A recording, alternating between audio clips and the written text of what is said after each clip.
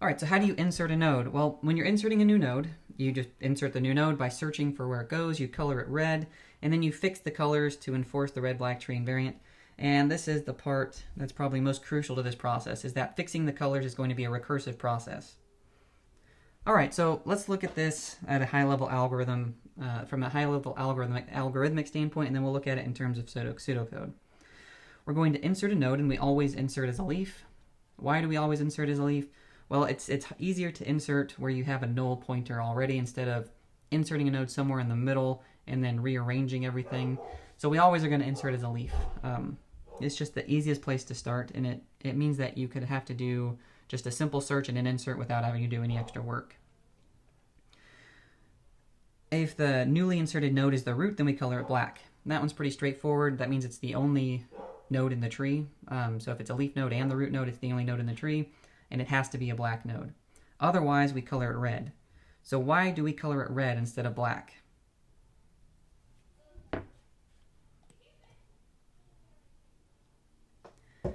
Well, if we were to color it black, we would automatically invalidate one of our red-black tree invariants. If every path has exactly the same number of black nodes on from the root to the null, and we add a black node somewhere, those paths are now going to have an extra black node, which means we're going to have to do a lot of extra work. If we color it red, we're not guaranteed to invalidate any invariants. We might invalidate some, but we're not guaranteed to do so. So it's easier to insert as a red node. Okay, so if the new node is not root and its parent is a black node, then we're done. That's why we go with inserting as a leaf and why we insert as a red node. We could just be done at this point. Otherwise, we have to look at the node's aunt. If the aunt is red, and let me just note here that a lot of times you'll see aunt called uncle, the uncle node. I started calling it an aunt node because one time when I was giving this lecture, somebody asked me why it was called uncle, and I didn't have a good answer for it, so I changed my slides to aunt. But you'll probably see this in textbooks and in blog posts, calling it an uncle node. And where do these names come from? Well, let's say this is the node that we're inserting. It has a parent node. The parent's sibling is going to be the aunt's node, and the node's parent is going to be the grandparent node.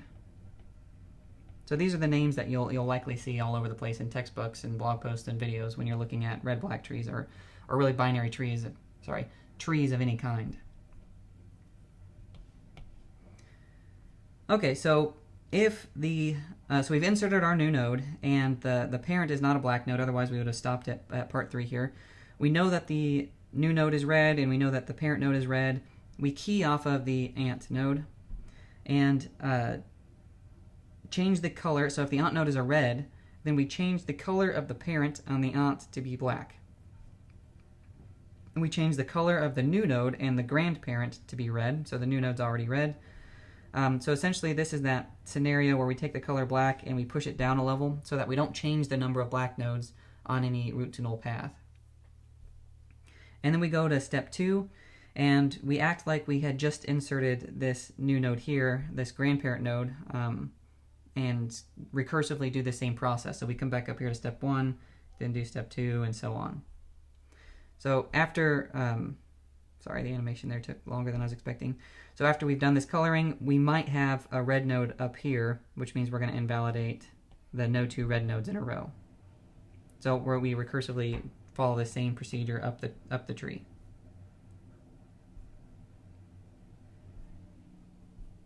All right, well, let's go back to this scenario. We know we've inserted a node as a red node. We know that the parent is a red node. Let's key and figure out what we're supposed to do if the aunt is a black node. Well, what we do is we put the new node, its parent, and its grandparent in order, with the middle node of whatever those 3 in order is as the root of that little subtree. And we have 4 possibilities for that. So here we have the new node, we have the parent nodes are red, and we have the aunt node is a black node. We're going to call this a left-left. So the new node is to the left of the grandparent and to the left of the parent. We have a left-right, so left of the grandparent, right of the parent. Right-right, so right, and then right and left. And we're going to do something different based on all 4 of those scenarios. And in each case, we're going to look at these 3 nodes and put them in order. So for example, this node should be the root, the new node should be the root here, the parent should be the root here, and again the new node should be the root here. Because we know that the new node is greater than the grandparent but less than the parent, so it's the one that goes in the middle for example, in the right to left case. So how do we put them in order? We're going to do what are called tree rotations. So here in the left case, we're going to do a right rotation around the grandparent. So we're going to take the grandparent, move it down, take the parent, move it up, and take the new node and move it up. And by the way, in these diagrams going forward, I have these triangles showing up just to denote that there could be other nodes around in the tree, but we don't have to care about those because we're not going to invalidate any properties in those subtrees. We're only going to worry about the new node, the parent, the grandparent, and the aunt node and do coloring on those. So let's look at more specifically at what a right rotation is in general and why we don't have to worry about those other sort of subtrees in general. Well, let's say we're going to do a right rotation around X.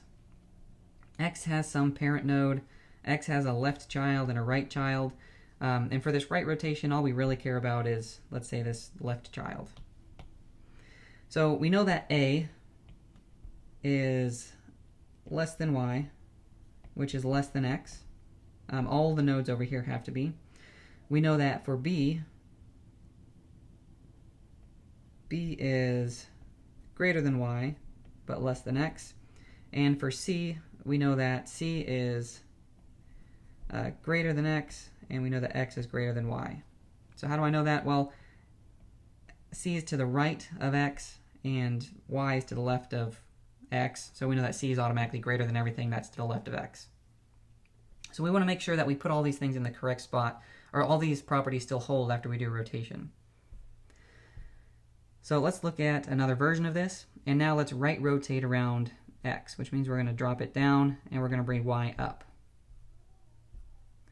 So when we do that, we have this right rotated version of the tree. And again, let's just make sure that all these properties hold. Well, we have these properties where Y is less than X. So is Y still to the left of X over here? Yes. We have that A is less than Y and less than X. Well, A is still to the left of both of those. So A is still to the left of both of those. Is B in between Y and X? Well, where's B? It's to the right of Y, but to the left of X, so it's still in between. And is C to the right of both of them? Yeah.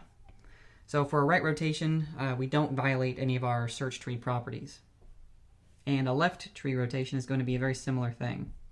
But instead of dropping X down to the right, we just drop it down to the left.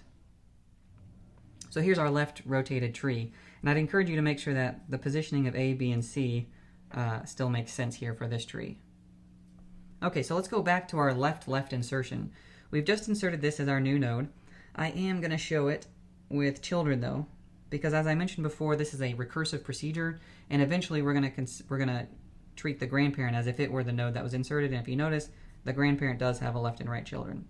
So in the most general case, we do want to consider where we have children on the newly inserted node.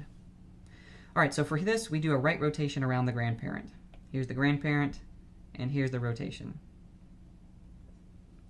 The next step is to swap the colors of the grandparent and the parent. So swap these colors. And that's our valid tree now. So now we're going to act as if we just inserted this parent node and work our way back up the tree. So we'll eventually color it red and then figure out if we should have colored it red or black, and continue with that original procedure that I had on this slide.